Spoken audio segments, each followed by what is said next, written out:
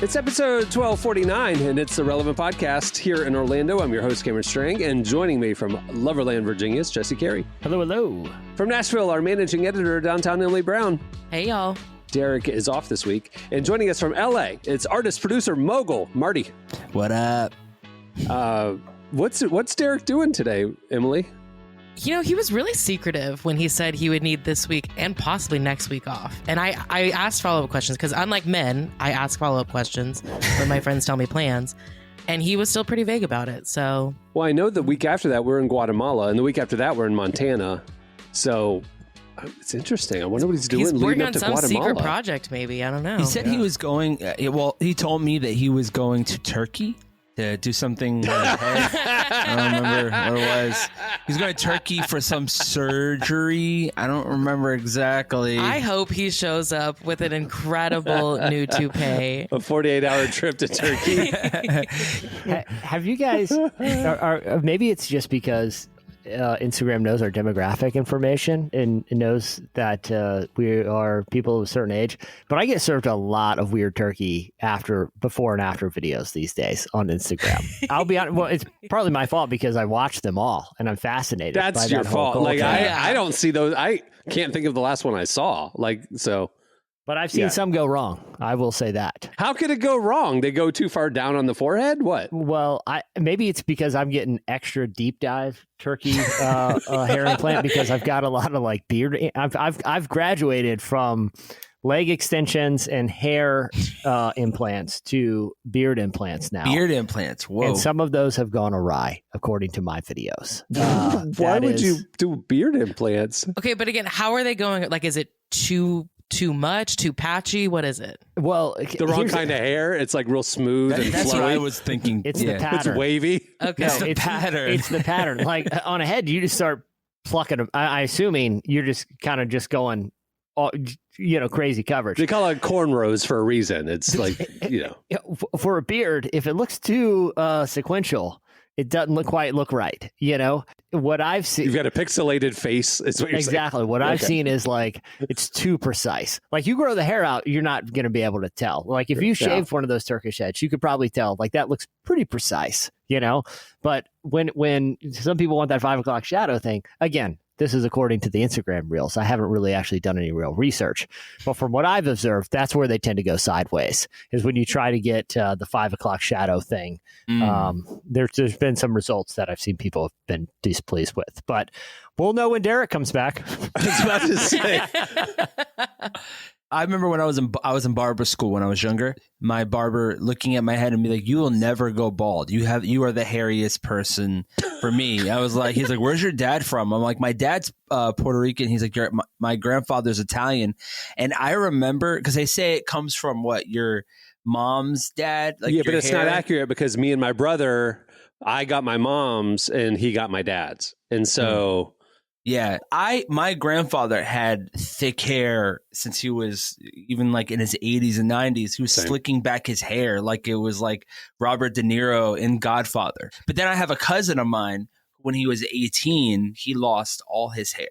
Like 18-year-old. So it's like the luck of the draw. Can I just say, okay, can I give a woman's perspective on this? Please. If you are balding, I will say just go ahead and like shave your head. Like don't do the Vin Diesel. Yeah, like holding on to the like little hairs you have and like the balding look. Do the Derek White, the Boston Celtics guard Derek White. He was getting mocked for the thinningness. Yeah. Okay, and so he just fully went skin bald. Or head to turkey. Head to turkey. Just Head stop to turkey, at yeah. the sideburns. Don't go any lower on the face because that's where I've seen it go sideways. From what I've seen is they've really found a pretty great industry here because these like hospitals or whatever they're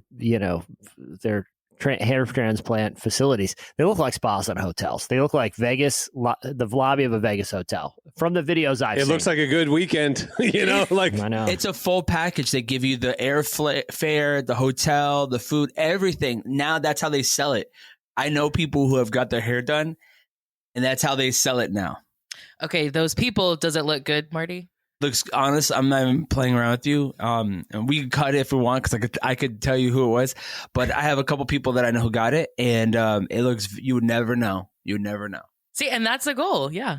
I'll just say it, guys. It was Chris Tomlin. I'm just kidding. No, it's not. Did you see this week, like John Cena said that he got bullied into getting the procedure? Really? Because he was out there wrestling and fans were pointing out his bald spot in the back. And he went and got the procedure because fans were mocking him. You got to be a pretty bold fan to bully John Cena. I know, right? He doesn't. It just goes to show you words can hurt, even a tough exterior like John Cena. Okay, I have to pull us out of this ditch because I made promises about this episode.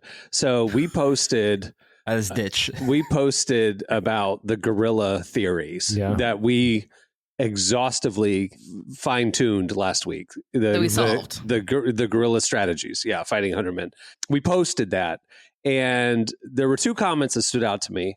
One said, "It felt like a Boys Are Back in Town episode. Poor Emily." That was one of the comments. And then the other person that I noticed said, "I know it was a silly argument, but that was the most boring episode ever." And I said to this person, "We're sorry. We'll do better next time." And then we opened the show with 10 minutes of hair transplant talk. So I apologize to those listeners. And I don't apologize. I would like to address him. I apologize. I apologize for nothing. What do you think podcasting is? Okay. There's some guy right now on a plane to Turkey. And he's looking at beard pictures right now, scrolling. He can't wait. Yeah. And he's hearing this. He's like, maybe I should just stick with the head. Maybe I should just stick with the top of the head.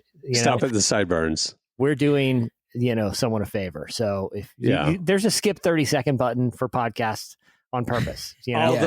Although on I was in a meeting a couple of days ago, and the person was like, "Hey, I checked out your podcast," and like for the first time they're looking, and they found an episode with a guest that they wanted to hear. And they go, "I listened to the so-and-so episode." And I was like, "Oh yeah, what'd you think?" And he goes, "I didn't realize they wouldn't show up for the first 45 minutes. So I was like, "That's our show." And I apologize. Yes. So if you're tuning in just for the guest, fast forward way more than the 10-second button or 30-second button. Or stick around. Are we going to ask Mike Foster on his thoughts on beard implants in Turkish beard, because that is the subject of today's interview, Turkish beard implants. Yeah. He would help you figure out what happened in your childhood that gave you the insecurity that made you think you had to fly to Turkey to do that. He would help you heal the inner wound. Can we help John Cena? Yeah, I think we need to get John Cena on with Mike Foster and talk about why he's so susceptible to bullying. Can we talk about your hair loss? This is one of the most admired male individuals on, at one point, John Cena was like the most famous athlete globally, because... Is that true? Yeah, he has done more Make-A-Wish Foundation than any, and been the most requested as well. Wow, there's a lot of things that he just... And some minor physical imperfection drove him to alter his body because of insecurities. Mike, what's going on here, man? Let's get John Cena on right now. Yeah. So you want to do a therapy session of Mike Foster with John Cena, and we're just listening in? That's right. That's a great episode. I would occasionally, if I felt like it was not getting emotional enough, I would occasionally make fun of John Cena for his male pattern baldness, just to open that wound, pick that scab a little, so that literally Mike can dig in. Yeah. Yeah. I know we're joking, but John Cena does follow us on Twitter, so we could just DM him and ask him if he wants a therapy session. Don't tell him any of this. Just get him though. Don't tell him what we're doing. Cena. We'll just spring Mike Foster on. I love John Cena. Yeah. Hey, John, welcome to the pod. Real quick, your therapist will be in one sec to talk about this. We're actually going to dip insensitivity. out. This is for you. We're going to all go on mute in 3, 2, 1. But we will be staring at you the entire time. 3, 2, 1. Why do you cry about your baldness? Go. When did it hurt the most? Okay. WrestleMania. Okay. He's shockingly small. You know this, right? Like John Cena. Okay. Why are we lying on the podcast? Listen, last night I'm watching playoff basketball and I watched Inside the NBA. And at the end of the episode at like 1:10 in the morning, they brought out John Cena to promote the new season of The Peacemakers coming back this fall or whatever, his TV show. And so he was on with the guys. And so it was Ernie Johnson, Kenny the Jet Smith, Charles Barkley, and Shaq all standing, and John Cena standing. And I'm not going to compare John Cena to Shaq. Obviously, Shaq's a superhuman. But I think Ernie Johnson was taller than John Cena. Like, he just looked tiny standing there with those 4 other men. That's all I'm saying. I think he's 5'10". So he's 6'1". See, 5'10". And I think Ernie is like 6'1". No, John Cena's 6'1". Yeah, right. He looks small. The internet would never lie to me. I'm looking at it right now. Listen, the internet has Cole Anthony, Magic player Cole Anthony, listed at 6'3", and I am eye to eye with that guy. Like, there's zero chance. They do this. John Cena needs to be 6'2", 6'3", but he's 5'10", 5'11". There's no chance. He has to be 5'11", I thought. Seems to be doing okay. I was gonna say, what he seems like he's doing just fine, you know? His body is so muscular. I doubt he could tie his shoes. Wasn't he you know what I mean? G.I. Joe? Like, you can't fold an action figure all the way over because the muscles. He is he's very big dude. Like, you can't reach anything in his back, so he has to. We got to be nice. He's never going to come on the show now. He's got all kinds of problems we just will never be able to relate to. Mike Foster, here's the list. Go down the list. Maybe he comes on to defend his height. That's how we get him on the show. So when we're doing like the chapter breakdowns for this episode, it's Turkish beard implants. Yes. John Cena, physical imperfection insecurities. Yes. Mike Foster, celebrity therapy sessions. And then somehow we circle back to the beard implants again. All right, we're off to a good start. Yeah. All right, well, moving the show along, we have Mike Foster coming up. We actually do have Mike Foster. He's not joined by anybody. We wanted to schedule Mike because like last week was so silly. Not that Gracie was silly, but whatever. We're like, hey, let's get a little substance going on. And I'll tell you this, Mike Foster's book, which we'll talk about, is one of the most impactful therapy realizations. It's like the Enneagram or other things that just kind of open your eyes. Like, oh, I didn't see things that way. Mike has that gift of helping you see patterns in your life through a lens that you didn't realize. He's totally impacted my life. We've published him for years. He's a great friend, and we're excited to have him on the show today. Also, at the end of the show, we have One Has to Go. I love it. And coming up next, it's Relevant Buzz. Not sure what's next after college? Ready to step out of your comfort zone and into something meaningful? Check out the Global Ambassador Program from ELIC. You'll spend 9 months, September to May, on a team of passionate people just like you in Thailand, Tunisia, or Uzbekistan. You'll grow through mentorship, take language classes, immerse yourself in a new culture, and teach English to the local community, all while building real-life skills and making a real impact. Sound good? Head to elic.org/relevant to learn more. Again, that's elic.org/relevant. All right, it's time for Relevant Buzz. Tell us what's happening at the intersection of faith and culture this week, Emily. Okay, the first thing I want to discuss is a pretty notable event that took place in California this past Saturday. A record 7,751 people got baptized on the coast of Huntington Beach for what organizers are calling the largest single-day baptism event in American history. Whenever we get press releases like this or whatever, I've been around the block a few times. I'm very skeptical, at the hypey publicity nature of these things, but this was really cool. And it's a lot of churches. Mm-hmm. It's all the churches in Southern California, like all the different denominations. So it's a lot of the ones that we know, like Rick Warren and Chad Veach and Benjamin Houston. A lot of people. Yeah. A lot of those, but a lot of Baptist churches, a lot of small liturgical churches, they all came together and had this big baptism event. And there was speaking, there was worship on the beach. It was a beautiful thing. The photos were incredible. Yeah. And it's really cool because it did start organically. Like this happened actually in 2023. Churches just in Southern California came together for this big baptism event. They did it again last year and it grew. They did it again this year with over 300 churches all across the state of California coming for this. So it's just really cool to see the entire state come together for something as powerful. I've been seeing advertisements for it everywhere too. Like one of my neighbors, when I walk by his house with my dog, when I'm walking him, it'll be like Baptized California, or it'll be like, he always advertises his church, but I've been seeing it everywhere. Baptized. I mean, obviously I live right next to Huntington Beach and in Newport, like I'm right in that area. Yeah. But I mean, every church that I follow, they all went. And I love the fact that the unity is there, right? Like I've never seen churches do anything together, but this they did together. Yeah, it's like all sizes churches, all different denominations. Like it wasn't just for like one specific kind. It was like just the entire capital C church coming together. My church here, I live in a beach community, and so we do beach baptisms, but it's always a big turnout, and there's always people that are just like hanging out that day that decide they want to get baptized. Like there's something kind of cool about it. Mm-hmm. We did do in the winter, we did a traditional baptism, but there's no baptismal tank in the church, and they brought in like a tub, right? Yeah. This is why we went back to ocean only. They brought in a tub. And they had like a device that you put in there that would heat the water so it wasn't too cold for the people, because right in front. And like literally like during the sermon, like steam was coming off the tub. One of the pastors went to reach their hand in there and it scalded them. They overheated the tub, and someone had to go to 7-Eleven during the sermon and get ice. And right in front of everybody. There's no hiding it, It was all debacle. Oh, so it was in the front of the sanctuary. It wasn't like in the lobby or outside. This was a tub that was brought in for this. There was no... That's amazing. Above ground pool.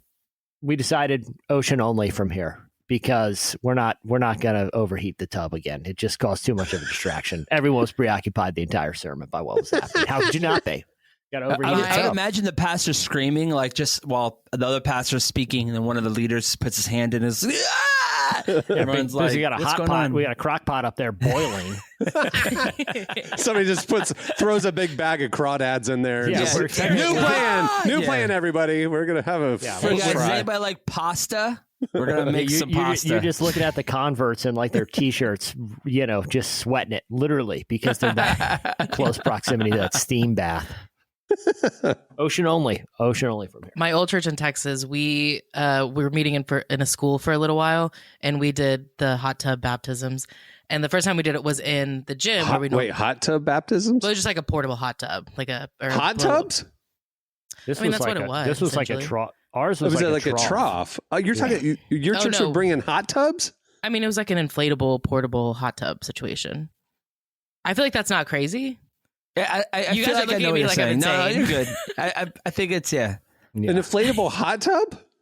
Yeah. Yes. Not just like a little pool, but like a hot tub? And I know they have those because I got one for my son so he can go in the water too. That's an inflatable pool, like a splash pool. No, this was like a hot tub. Like I could like literally like sit in it and like you can only see my head.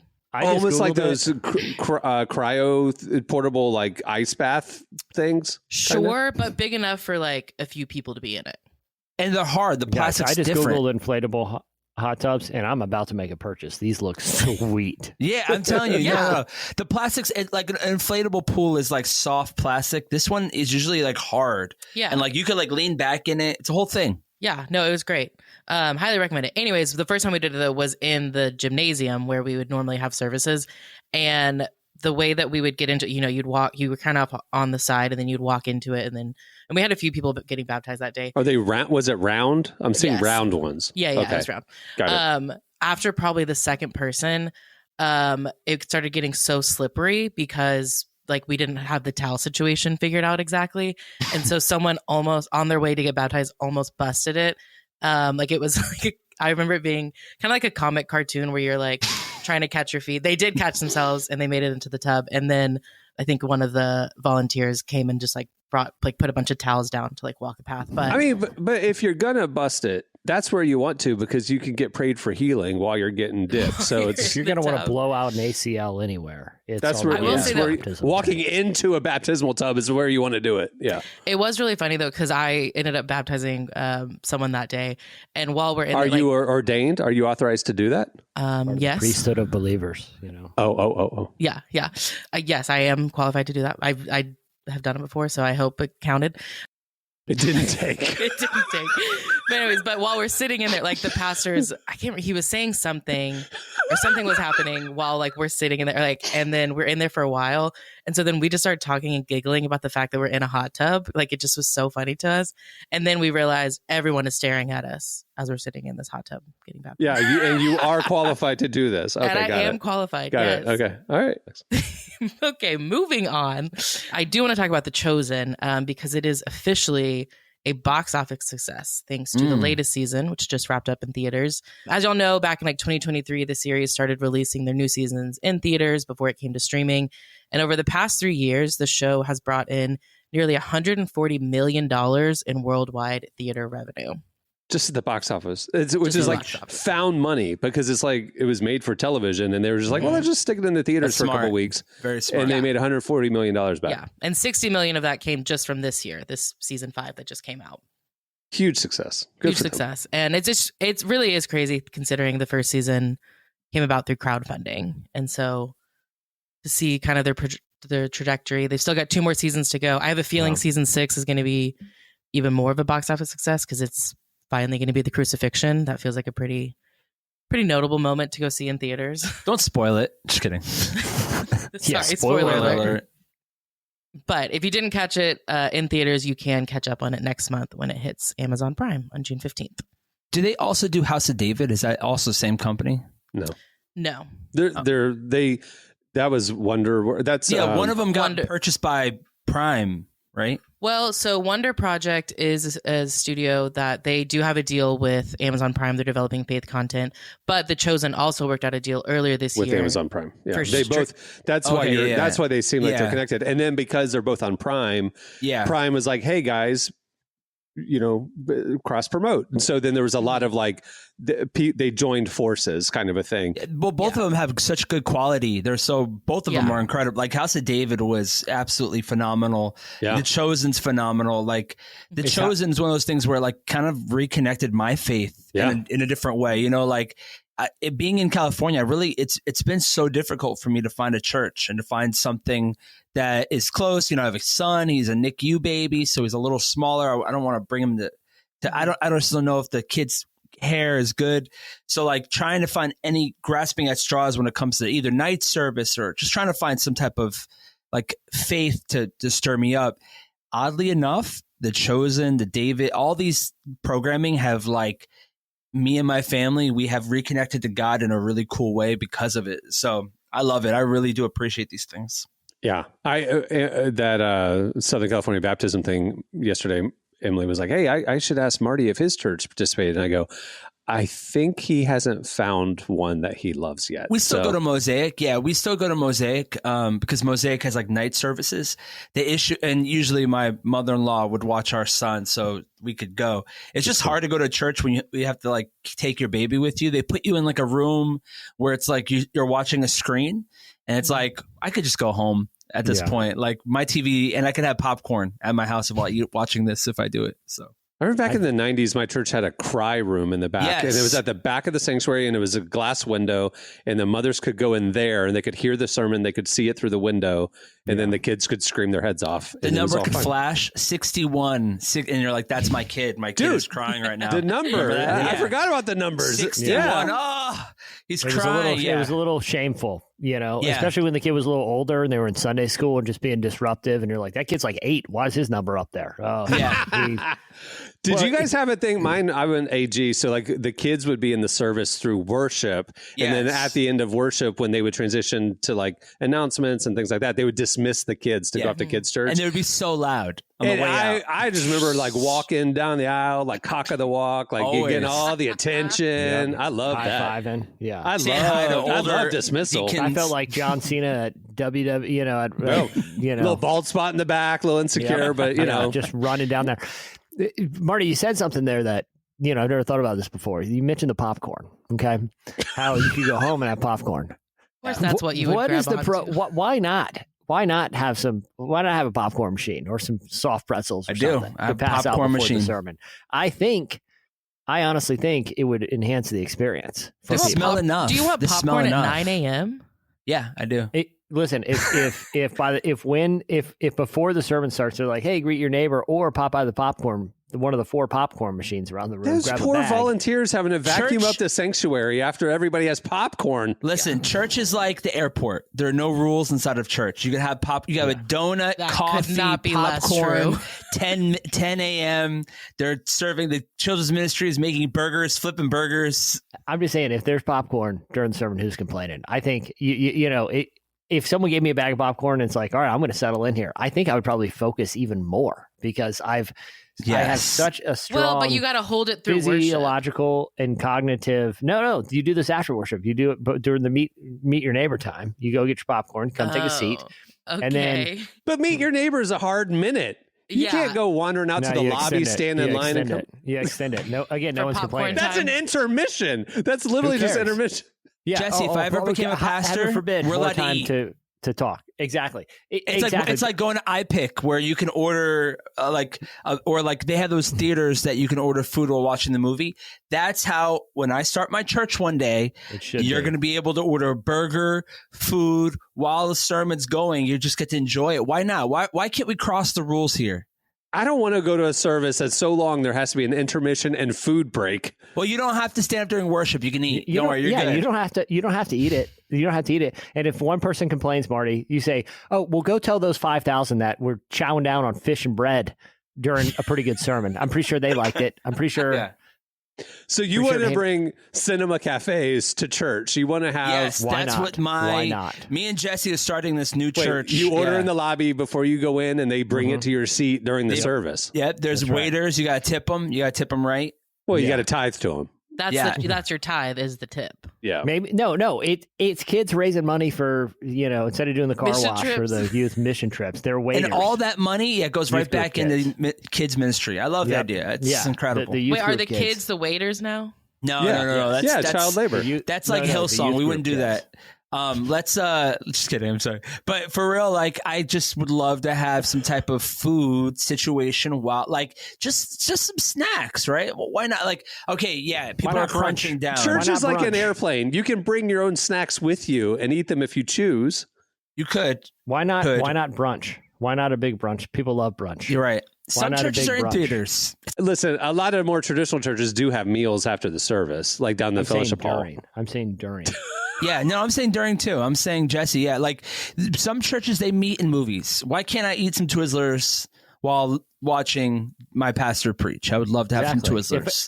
If I'm out, like if you go to like a comedy club or whatever, I can order a big plate of French fries and eat it while I'm watching. Yeah, why do we have to be quiet during the sermon? Why can't we just enjoy it and laugh and be loud about it? Come to my church. That's the whole point. Is the pastor wants verbal feedback? I love that. Are people eating brunch?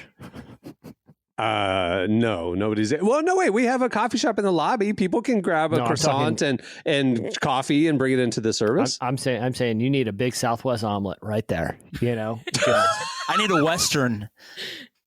Mid sermon, a Western being delivered to me with a nice cup of coffee. By a child who's trying to raise money for the mission trip. You. Got it. Yep. Yeah. Thank you. And you have to, like, tomatoes. You send it back. Yeah. Yeah. I need tomatoes. Can you bring it? You messed it up. Tell the chef.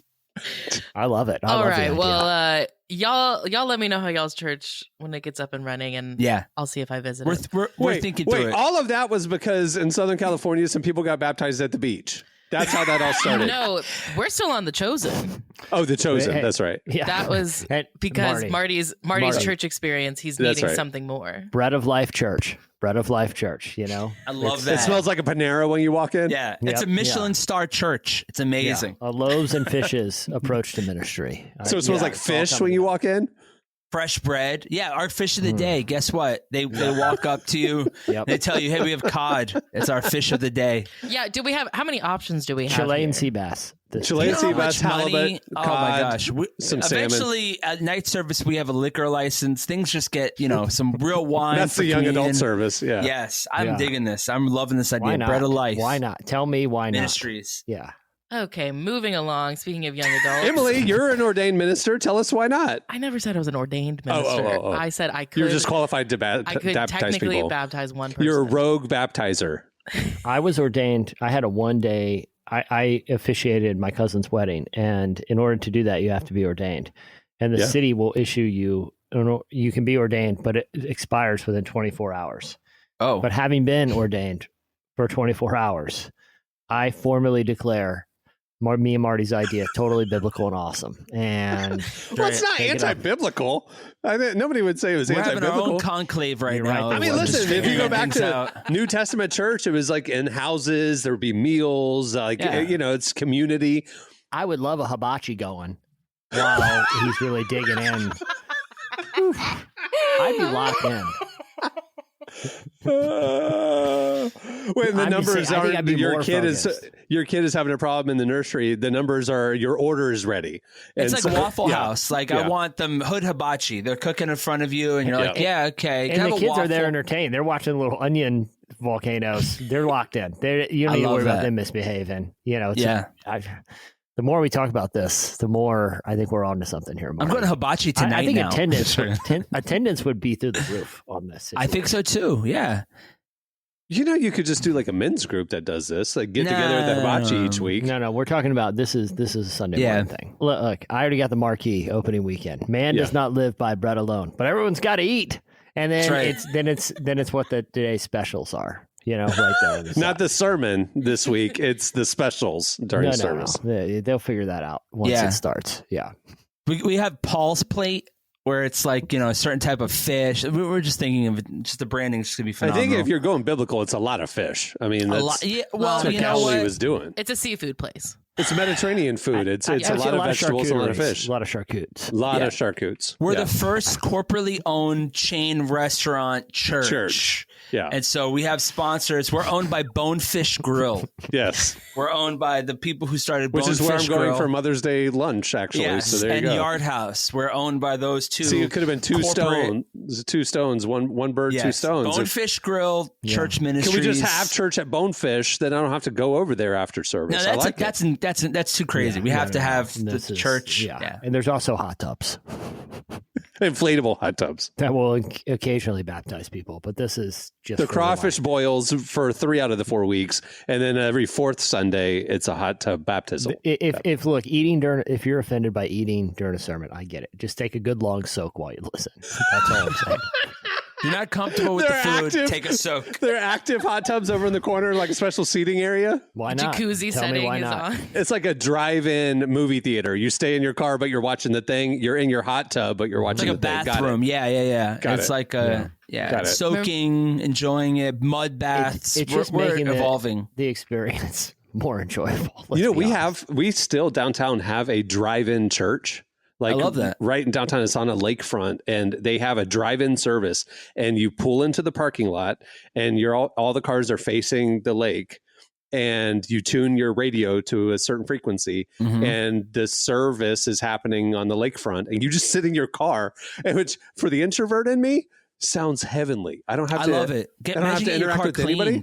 You just the kids trying to raise money for the missions trip. They're washing your car while you're in there. I love it. We have boat church by me. And Cameron, you've been to that they call it the Narrows, this stretch of beach that's kind of parked away that you can only get to by boat. But on Sunday mornings, every Sunday? It's not like a once a year thing? No, it's they do boat church every Sunday morning at the Narrows, and the church boat comes with the pastor, and he does the sermon out there, and everyone, you can either park on the beach or kind of hang out on your own boat, but they do it right at that spot. We went there that day, remember? Yeah, of course. I love that. They do boat church here. This is dirty water for church. I don't know. I mean, it's the Lynnhaven Inlet. It's tidal. It'll wash out there with the tide. You're good. Remember when we said this was going to be a really serious episode?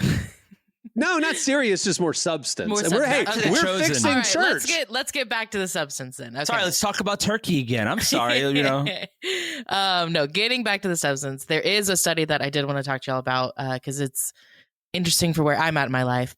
According to a new study, you're not really an adult until you're in your 30s. So wait, I thought it was 18. It's some people say 18, some say 21. There are neuroscientists, though, according to this new study, who say because your brain doesn't fully finish developing until your late 20s or early 30s, that it's pretty absurd to say that you can define adulthood by a certain age under 30.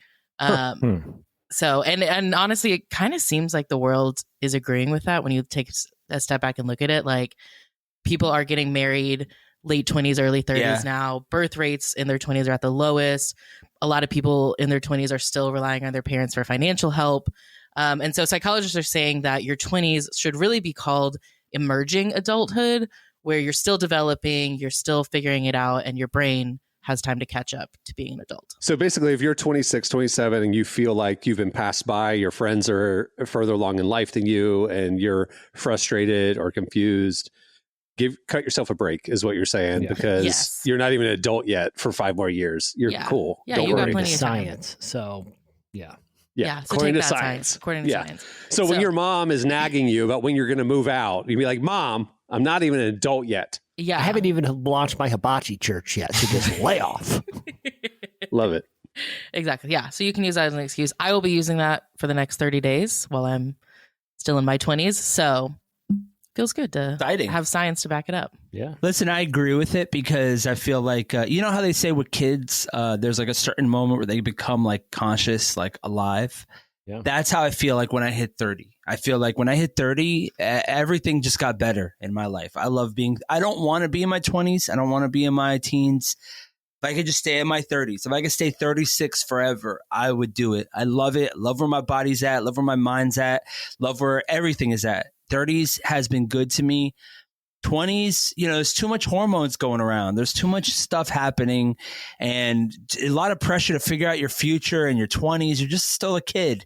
30s is where it's at. Marty, can I tell you, we all love where your body's at right now. So it means a lot to me. I'm just going to take off my... We're going right in jacuzzi. Yeah. Nope. Keep that polo shirt on. I have a jacuzzi behind me now. You're Hold on. ready for Sunday morning. Okay, moving on. Before we wrap up, Buzz, I do want to mention one more thing. Last week, I told y'all that No Big Deal had been selected as a top shelf finalist for the NPR 2025 Tiny Desk contest. Mm-hmm. And this week, it was announced that he was voted fan favorite for the second year in a row. Again. So they won't make him win because they don't have any money invested in him. That's why. Well, that's my hesitation is that he yet again probably won't win the overall contest because he got fan favorite. Yeah. But this is crazy. 7,500 artists submitted for this NPR Tiny Desk contest. And 2 years in a row, No Big Deal was fan favorite. Amazing. And to be clear, they only started the fan favorite last year. So he is the only fan favorite artist who at can this say point, he's a fan they favorite. still should have him on the show. Like, what's going on here? I'm like 2 years in a row. Like, come on. That feels... He's going to win 3 times in a row? That's what's going to take for him to get He's going to be like, in the NBA reference, Mac McClung winning the All-Star Slam Dunk competition every year, but he can't make an NBA roster. I was just going to say that reference. To do? Yeah. What else? Yeah. All right, well, that'll do it for Relevant Buzz. Make sure to check out relevantmagazine.com every day where we are covering the intersection of faith, culture, and everything in between. Thanks, Emily. All right, stay tuned. Up next, Mike Foster and John Cena join us. She was a chronic people pleaser with an unfulfilling career in Hollywood until she surprised everyone by joining a convent. Equal parts tell all and rallying cry, Sister Monica Claire's memoir, A Change of Habit, reveals how much we stand to gain when we fully embrace our authentic selves. Sister Helen Prejean says it's, quote, for anyone who needs a little love, a little faith right now. A change of habit, leaving behind my husband, career, and everything I owned to become a nun by Sister Monica Claire is available now wherever books are sold. Well, today we are joined by Mike Foster. He's an author, he's a counselor and an executive coach. He has a book called The 7 Primal Questions. Totally impacted me. Hearing Mike share about the 7 Primal Questions is so eye-opening. Reading the book is an incredibly healing and helpful thing. I would highly recommend it. Go to Amazon, 7 Primal Questions. Anyway, Emily sat down with them to dig deeper into the primal questions, and Mike shared how everyone can grow in all areas of their life with this simple question. Here's our conversation with Mike Foster. Well, the 7 primal questions is a really intriguing concept, and I think the best place to start is what exactly are the questions and what is the purpose for them? Yeah, so 5 years of research, over 100,000 assessments, 7,000 hours of one-on-one interviews, and it's all about coming to this model called the 7 primal questions that helps us understand what drives us, what motivates us, why we do what we do. And really the framework says the reason why we do what we do is that there is an unmet need driving everything. There's an unmet need driving our emotions, our feelings, our behaviors, our choices, how we see ourselves, how we see our gifts, how we do relationships. And so the 7 primal questions are really language to help us understand what that unmet need is through the power of a question. And so the 7 questions, I'll give them to you real quick on what they are. And first question is the question, am I safe? which has to do with emotional and physical protection. It's really that core need for emotional and physical protection. Know that we're not going to get hurt. Okay. Question number 2, primal question number 2 is, am I secure? Which has to do with, do I have enough resource? Money, typically money, but not always money, but I have enough resource around me to protect myself. There's the question number 3, am I loved? Which is the core need to feel known, seen, and heard. Primal question number 4 is, am I wanted? The need to feel connected, to belong, to be a part of a tribe, to be welcomed and pursued. Question number 5 is, am I successful? And this is the need for achievement, to win, to feel accomplished in what you're doing. Question number 6 is the primal question, am I good enough? Which has to do with feeling valuable or worthy. To feel the sense of that I have a right to be in the world, and I bring something of value and worth to the world. And then question number 7 is the question, do I have purpose? And this is the core need to have significance and impact in the work that we're doing. And so all 7 of those questions, again, are a tap to a fundamental need that you have as a human being. And what the research shows is 2 things. Number 1, that question gets imprinted in our early childhood. So it's a question that you've been asking for a very long time. And number 2, that pretty much everything is tied to whether that question is answered with a yes. And when it's answered with a yes, life is good. But when it's answered with a no, that need goes unmet. That question gets answered with a no or a maybe. You go into what I call the scramble. And the scramble is all the ways that we have figured out how to force the answer back to a yes in an unhealthy way. And so, again, there's nothing wrong with the need, but it's really important that we understand how that question, that primal question, is influencing our life today. What led you to this research? Was there a personal moment that started you on this journey to discovering this framework? Yeah, so I'm an executive coach, and I work with high performers, people who are wanting to make a dent in the universe. And this actually flowed from a particular coaching session where I was working with an incredible woman, incredible talent, gifted woman. And one of the things that she was getting tripped up on was her husband was coming home 10 or 15 minutes late from work. And her husband was scrolling on his phone while they were watching Netflix together. And she was experiencing a lot of frustration and angst around this. And as we're having this conversation, like, this doesn't make any sense to me whatsoever. Like, why is this bothering you? Okay.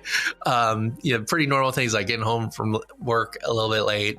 And literally in that moment, I just asked her, I said, hey, it feels like you're asking another question here. You're asking something of your husband that he's not doing a very good job answering.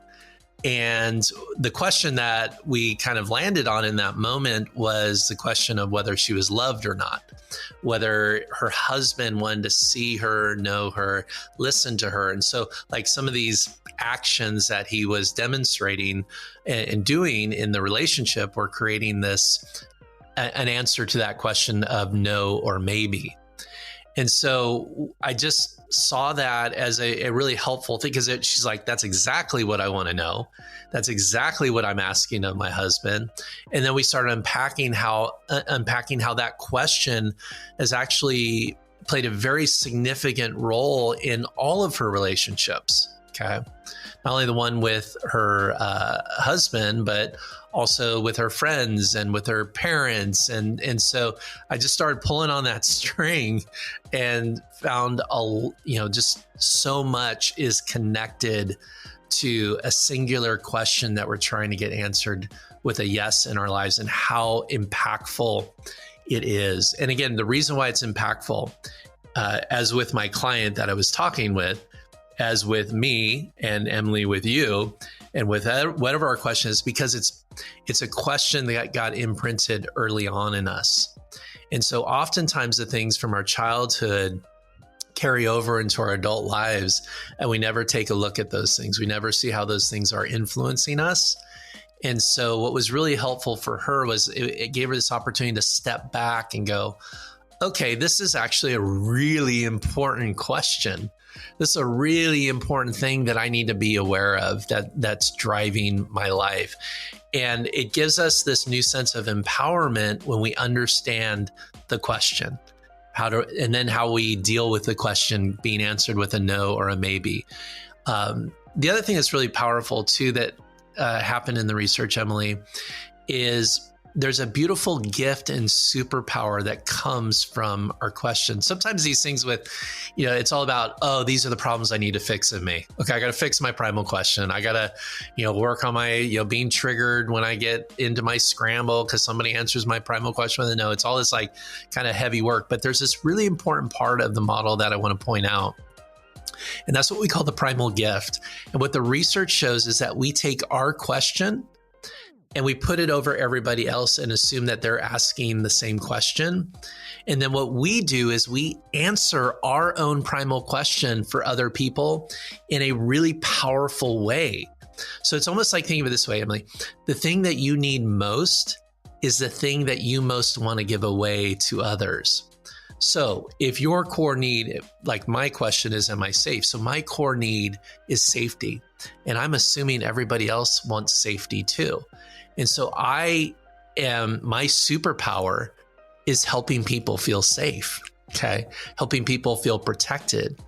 If, let's say your primal question, Emily, is, am I wanted? Okay, and I don't know that because we haven't talked, but let's say it is. Well, you're going to take your primal question, am I wanted? And you put it over the entire world and everybody you interact with. And you are going to be awesome at answering that question with a yes, because the thing that you need most is the thing that you most want to give away. So you have this power of creating connection and noticing the outsider and creating this followership. And so there's this very powerful gift that comes from our own core need. And that's really an exciting way to live, not only in the sense of self-awareness, but also our strengths. Now, you mentioned how these questions can help us understand interpersonal relationships. How can understanding our primal question help us grow in our relationship with God? Great question. Yeah. So one of the things that I believe, and I'm not a theologian by any stretch of the imagination, but one of the things I think is actually very true, because I've experienced this in my own relationship with God, is that oftentimes our relationship with God is based on our primal question. So let me give you an example. So for me, my primal question is, am I safe? And I believe most of my relationship with God and his relationship with me is him wanting to answer that question with a yes. And the thing that means most to me in my own spiritual life, protection, safety, the scriptures that talk about him being my refuge, my protector, my fortress, to know that that everything's going to be okay. Those are the things that are most meaningful to me in my relationship with God, and the worship songs that we may sing, or the scriptures that I read. And so having somebody think about, again, their greatest need, whatever the question might be, am I successful? Am I secure? Am I loved? Am I good enough? That God wants to answer that with 1,000 yeses every single day. And allowing him to speak into that part of your life. Again, allowing him to speak to the deepest core need that you have as a human being. How would you say Christians can use this framework in community with each other? Yeah, so it's really interesting because I think I love self-awareness, but I don't love it more than the deployment of that awareness into the world. And I think the most basic kind of low-hanging fruit here is how we do relationships. And if we can see somebody's question and understand that question, it makes us so much more effective in that relationship. And so as a Christian, my goal would be, I want that need met in the people that I care about. Okay. And I actually, as a Christian, want to participate in meeting that need. So, Emily, if your question is, am I good enough? I want to make sure our relationship is built around you understanding how much I value you. And if I knew that affirming you and encouraging you is how you receive yeses to that question, then obviously in that relationship, I would want to do a lot of that and be very clear that that means a lot to you. But here's what we typically do. Again, we take our question and we put it over everybody else, and we assume that's the way they want to have a relationship with me. So I just think, if I can make you feel safe, isn't that what you want? And Emily's going, no, I actually want to feel valued and worthy and good enough. And so being aware of somebody's need and aware of someone's primal question is probably the most loving thing that we can do in a relationship. And it's also the pathway to have a robust, healthy relationship with that person. And so, I use this tool in marriages. And what I tell couples is that the reason why you have conflict and arguments and friction in your relationship is because you are unintentionally answering each other's primal question with a no or a maybe. Okay. And if you could get very clear in terms of your communication, like how to answer your spouse's primal question with a yes, or how they can answer your question with a yes, all of a sudden the relationship is thriving and working again. And that's whether it's a romantic relationship, a work relationship, a friendship. Listen, this is also what I know very clearly, and I want to state this as clearly as possible. You cannot be in a long-term relationship with anyone who continually answers your primal question with a no. Okay. It's just not going to work. You will not work for a boss. You will not stay in a marriage. You will not be friends with somebody who continually answers your primal question with a no. So this gives us some new language as in friendship and in community to say, help me understand your primal question so I can get better at affirming that with a yes, instead of accidentally answering it with a no or a maybe, or just attuning to you through my own primal question. Some people listening to this might think this is similar to a personality assessment, like the Enneagram or maybe Myers-Briggs. How would you say primal questions are different from other personality assessments? So great question. And I think that I love all kinds of assessments and tools that create awareness. I always joke that if the 5 love languages and strength finders got together and had a very attractive child, that's what the 7 primal questions would be. So I think in many ways, like we're all talking about similar things. And the thing that I think is very powerful about the primal question is it's not complicated. It's very, very simple. I share this with people, 10, 15 minutes, and they're in many ways equipped and empowered to then share it with somebody else and actually do an assessment with somebody else with the 7 questions. So one of the things I think makes it different is that I think we're all trying to say the same thing and bring awareness to the things that are below the surface. But where this might differ is it's not so much about personality. It's not so much around emotions and feelings or behaviors or anything like that. Really the thing that we hyper focus on and that we want to have crystal clear is the unmet need and how it drives everything. It is the atomic part of matter, right? And it is like the core.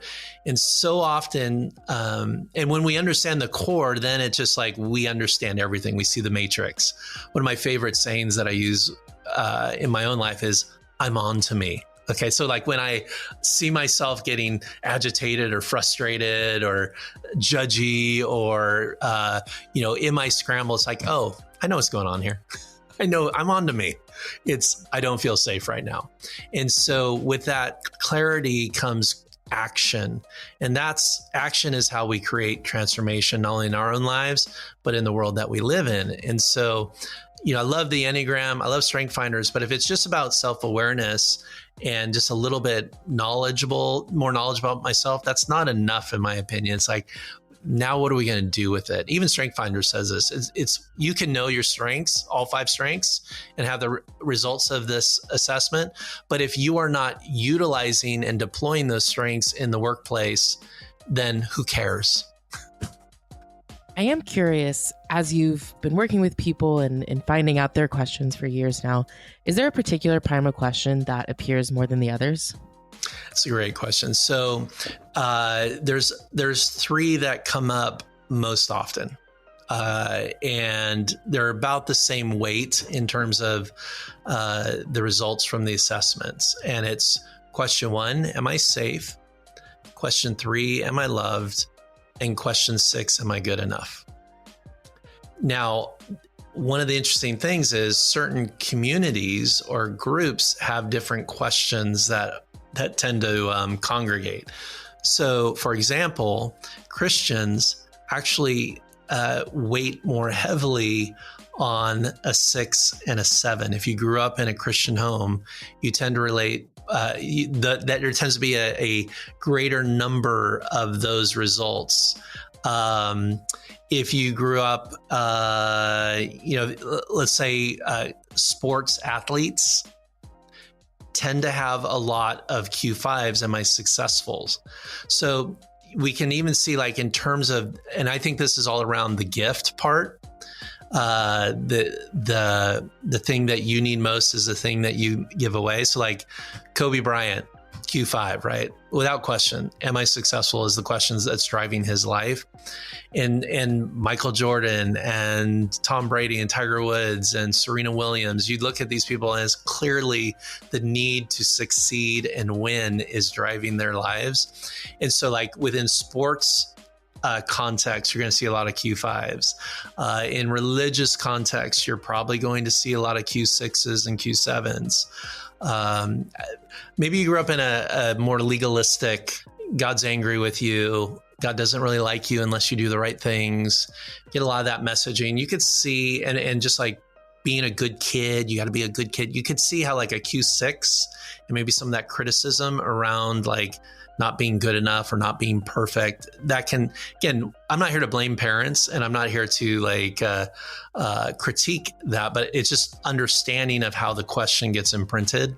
Because you're like, oh my gosh, I'm not measuring up now. I'm not measuring up to God's standards. I'm not measuring up to my parents' standards. I'm not measuring up to the church's standards.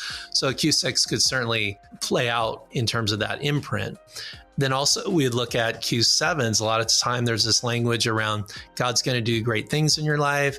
He's going to have you save the world, rescue, all this sort of stuff. And so like you have this picture around purpose that maybe is a bit over indexed and maybe not built out in a healthy way. And so again, this striving for purpose, have I missed God's purpose in my life because now I'm just working on spreadsheets every day as a CPA, okay, whatever. So, and then you would look at, if you grew up in a competitive home, well, the imprint there, winning, success, and could be competitive around scholastics, sports, felt like there was a scoreboard in your house and you had to make sure you're putting runs on the board. You could see how the question of, am I successful, gets imprinted. And so I think we can look at certain contexts of that early childhood experience and say, okay, what's playing out in those dynamics is going to have certain questions come to the forefront in terms of those particular contexts. And then we also, the fun part about it is it's not saying anything's wrong with you because you have that question. It's saying, okay, you also have this really beautiful gift to bring to the world. It's like Christians have this great gift to remind people how worthy and valuable they are in God's eyes. Christians have this, which would be question 6. Question 7, Christians have this great vision and want to do significant work in the world. Like that's a beautiful thing that comes from those two questions. Again, firefighters and police and they have this great gift that they bring security and safety to others. And so we want to just understand the large picture of both the early childhood imprint, take a look what was happening there. We want to look at the gift and how that's deployed into the world. And then also, we also want to understand ourselves. What is the thing that most shakes our emotional snow globe when somebody gives us a no? What's going on there? Understand the need that drives everything. The primal question is the thing underneath the thing that drives everything. That was Mike Foster. Make sure to check out his book, 7 Primal Questions. It's available on Amazon. All right, stay tuned. Up next, it's One Has to Go.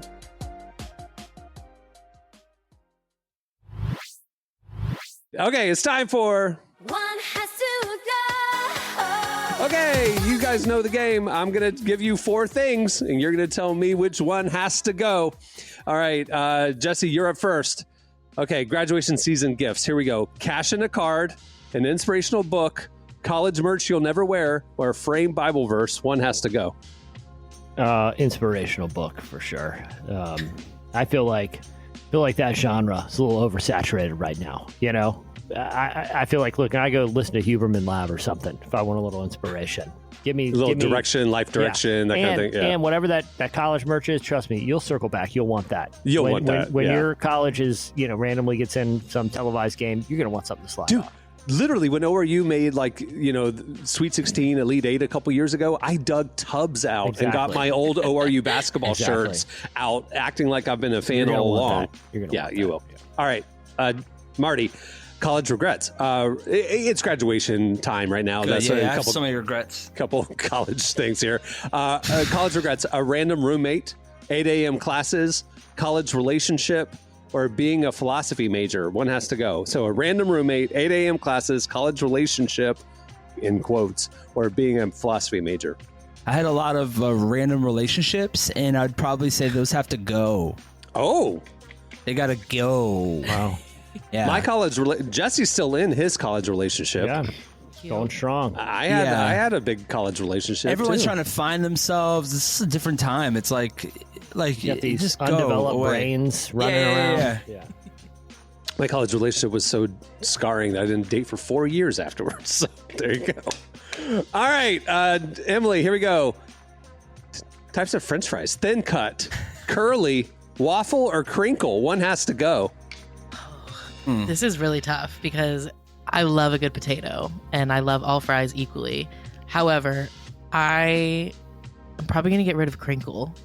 You're insane.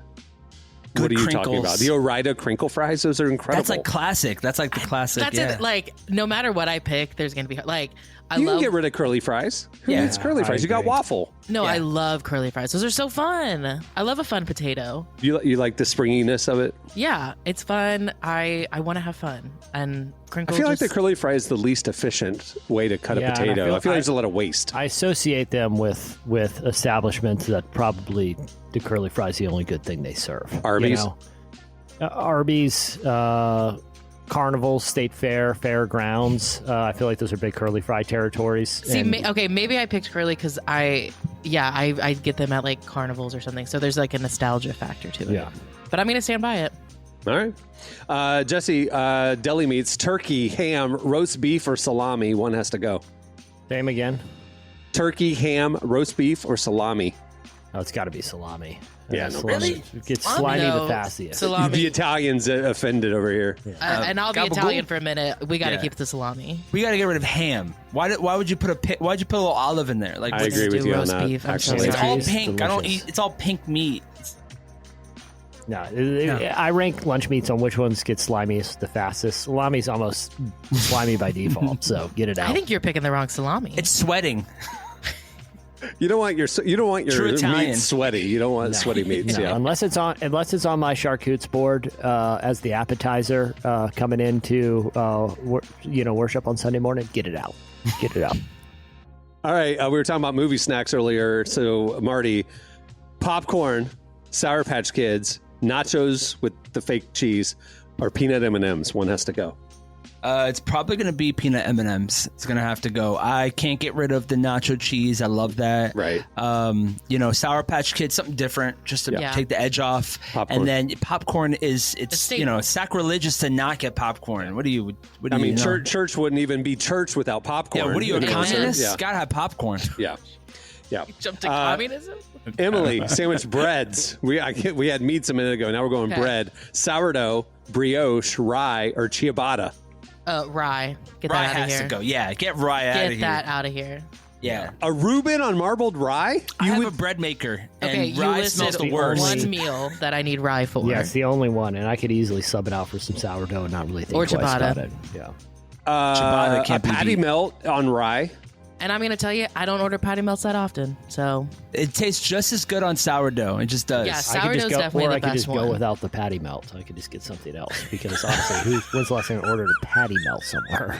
Get a Monte Cristo. No? I would Cameron, have right patty now melts. you are finding problems, looking for a solution, my friend. No one's ordering patty melts. That's the best thing. You're finding problems, looking for solutions. Okay, so the next one is sandwiches that have to go. Patty melt. No, Okay. I'm kidding. No, I'm joking. That All would be right, here great. we go. Jesse, pizza toppings, pepperoni, mushrooms, sausage, or green peppers. One has to go. Wow, that's tough. I'm going to go back to the sausage. I think we're good on spiced meats. I think we Whoa. can. I think spices and meats That can live in is different worlds. Absolutely I'm not. surprised you didn't go with the green pepper. Yeah, Why do I need that was Santa an Fe easy pizza? layup. No, it's a Mushrooms great, for me. No, You can get it's a that great out. texture. You get the crunch anyway. Mushrooms is a fungus that grows on I was wet talking about the green. logs. No. I was talking about the green peppers. Oh, okay, Mushrooms are delightful. Yeah. What are you talking about? It grows on wet logs. Why do you need that on your food? I'm not eating it on a log. I'm eating it on a pizza, though. Yeah. Well, Yeah, that's nice the, cheese that's the pizza. problem. Someone's putting a wet log on your pizza. I'm telling you, just get the mushroom on Yeah. there. Stop eating wet log pizzeria. All right, Marty, pancake toppings, maple syrup, whipped cream, blueberries, or chocolate chips. One has to go. I'm gonna say whipped cream. I don't want whipped cream on my pancakes. Just what does it look like? A milkshake? Let me just throw some blueberries on and call it a day. Yeah, I'm with you. I can say no to syrup too. Who are you? Oh, going- that's we're go- crazy. I'm in a food zone here. This will be the last clearly. food one, and then final round we'll do something Kind else. of goes But to the theme of the show. So Emily, one has to go. Hair transplants, beard I'm joking. Okay, here we go. Final food one. Potato chip flavors, sour cream and onion, barbecue, salt and vinegar, or jalapeno. Salt and vinegar. You are insane. Yeah. I don't even know who you are. I've Wait, lost, whoa, I've lost whoa. a tremendous amount of respect for you. Emily, I'm with you on this one. I don't like salt and vinegar. Yeah, I like there's- salt. No I vinegar. don't like the vinegar. It's gross. I gotta have barbecue, sour cream and onion. I know it's gonna make my breath It's smell an acquired rank, taste. but it's so sour good. cream and onion. It's out of here. It's out of here. No, Just I get love the a dip. good sour cream and Just get the onion. dip. You know. I agree with that, actually. Yeah. Not that The it's dip is bad, better. but The like dip a is better, but yeah. Yeah.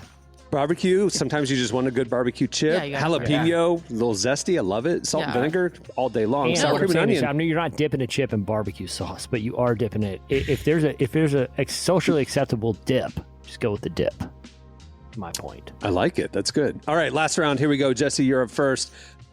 Game shows. Jeopardy, Wheel of Fortune, The Price is Right, or Family Feud. One has to go. Steve Harvey literally does them all. I would say Wheel of Fortune for sure. I feel like Okay, Wheel of Fortune though is fun when they have, It's classic. no offense, really dumb contestants on there who like the answer is so painfully obvious and they just don't know the word. Like that cracks me up every time. Yeah, that's pretty funny. When those guys like that one, there's this one guy who like totally sits this really offensive. It didn't even fit into the squares, Yeah. and everyone's like, "What?" Like It's I love you just wanted idiots to say like that. Yeah. yeah, I like laughing with the people like Steve Harvey. I don't like laughing at them. Like you Steve Harvey cruel- looks at the camera for about 30 minutes of an hour-long show. He's just him and like early Jon Stewart. They just stopped delivering. Yes. And Jon Stewart, they just stopped delivering punchlines. Like Jon Stewart would just read the preposterous headline and stare at the camera and like slowly ball up a piece of paper in his hand and stab his pen. They just stopped doing punchlines. Steve Harvey long discovered that's what you just got to do when things get ridiculous. Just The other stare. thing is with Family Feud, I don't mean to be a prude, but like you put it on 7 o'clock with the kids around, whatever, it is off color Oh, it's very 90% of the it time. is. It Very started sad. becoming like that. Have you guys noticed that? It Yeah. has. It Way really too much has. sex. I was watching it with, it's like all these like situations that are sexually, but but then they're like, no, it's not. It's like, what's your favorite position? And it's like the guy's going sexual, and he's like, I meant sitting Indian style. You know, like they trick you. Yeah. My family tried out for Family Feud, but we didn't make it because we did not get very good answers for the responses. Just brutally honest. Pretty essential requirement. Yeah, it was tough. They used to film Family Feud, the Steve Harvey Family Feud here in Orlando at a soundstage at Universal Studios. And so like you'd be just at the park for the day and you could like sign up to either try to be a contestant or be in the audience and stuff. So I watched a couple of shows. That's I got to see the taping. They film like 9 in a row because it takes like 10 minutes to do a whole show. But anyway. All right, Marty. Classic sports movies. Remember the Titans, Space Jam, The Sandlot, or Friday Night Lights? One has to go. Ooh, wow. Say that one more time. That's Remember a the rough one. Titans. Okay, that's not going. Space Jam, The Sandlot, or Friday Night Lights? I'm going to say, and I know I'm going to get beaten up for this one, but Friday Night Lights has to go. I'm sorry. I can't get rid of Space Jam. That soundtrack is phenomenal. I can't get rid of Remember the Titans, and I can't get rid of The Sandlot. It's a very important movie for me. Because if people aren't a Friday Night Lights mood, they're just going to fire up the TV show. It's the TV show is so much better. The TV show is better. It really is. The movie really actually doesn't hold up the way we think it does. It really actually doesn't. So TV show was it, yeah, for sure. All right, Emily, last one. Types of Instagram posts: baby announcement, vacation photo dump, just felt cute selfie, or a Bible verse with no caption. One has to go. Baby announcement, vacation photo dump, just felt cute selfie, or a Bible verse with no caption. I think I'm going to go vacation simply because I always get jealous when people post their vacation pictures and it makes me so mad. The just felt cute, you gotta go. I agree with that one. That one could go too. But you know what? If you're feeling cute, I get it. You don't give me a reason why you want to feel cute, and maybe vacation's that reason. I'll say this: if you're posting, I just felt cute posts every week, that should go. But if it's like once every blue moon, I'm fine with it. The felt cute one feels like you went through a breakup and you're trying to show your glow up to the person who broke your heart. I support my girls who are. It's very single mom territory. I like the Bible verse ones because it lets me know about the mental state of the person and what they're going through at that time. Staying there. Yeah. It's always coded. Like, vengeance will be mine, saith the Lord. Especially, okay. Yeah, no, especially always no coded. caption. It's like, okay, so who are we talking passively about? aggressive meant for someone. Or someone. Baby mama coded. Yeah. 1,000%. And I love a good passive aggressive one. So, All right. Well, that'll do it for this week's. One has to go. Well, thanks again to Mike Foster for joining us today. Make sure to check out his book, The 7 Primal Questions, which is available now. Also, make sure to follow Relevant Podcast on Instagram. It's at Relevant Podcast. We're posting clips from the show. We do interactive One Has to Goes pretty much every day of the week. We're posting a One Has to Go. You guys have had some very surprising answers. You do not agree with the cast most of the time. It's really fun. Again, it's at Relevant Podcast on Instagram. Follow Relevant on all the other socials as well. Relevant Magazine on Instagram. We're posting a ton. A lot happening on that account. And obviously TikTok and Facebook and YouTube Shorts and all the stuff. Okay, on that note, we'll wrap it. I'm Cameron Strang. I'm Jesse Carey. I'm Emily Brown. I'm Marty. We'll see you next Friday. Have a great week, everybody.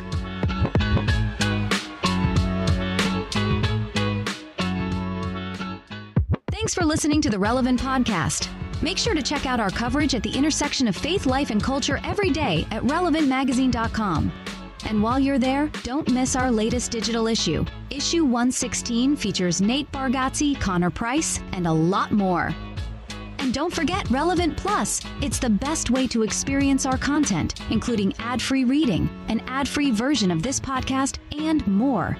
You can get all the info and sign up at relevantmagazine.com.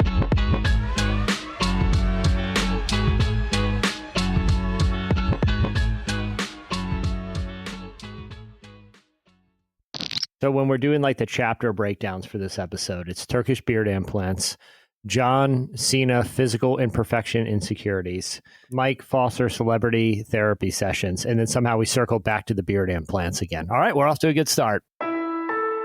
Relevant Podcast Network.